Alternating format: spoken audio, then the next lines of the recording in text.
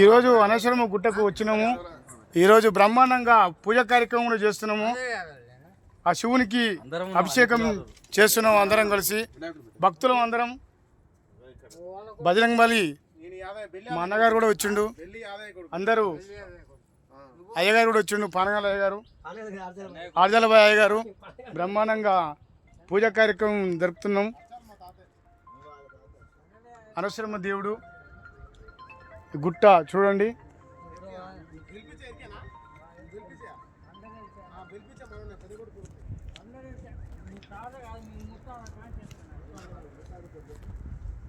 ఇక్కడ కోనేరు, ఆ కింద కోనేరు కూడా ఉన్నది.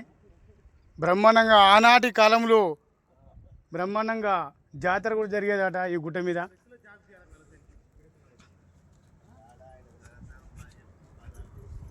పెద్ద గుట్ట బ్రహ్మాండంగా చూడండి.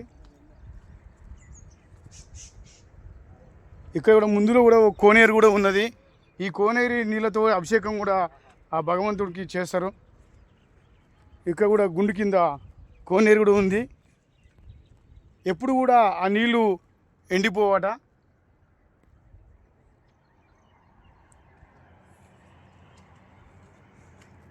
ఇంత పెద్ద గుండుకు శివలింగం దేవుడు ఆ రోజు తపస్సుతో ఉండి ఎన్నో సంవత్సరాల నుంచి వెలిసిన ఆ దేవుని మనం దర్శించుకోవాలి. ఇక్కడ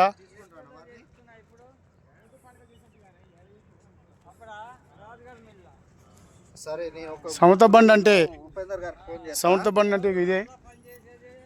ఇక్కడ సముద్ర బండ ఇక్కడ కూర్చోబెడతారు.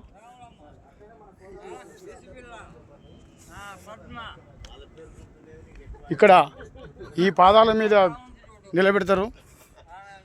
ఈ పాదాల మీద నిలబెట్టి ఇక్కడ కూర్చోబెడతారు మహిళలని.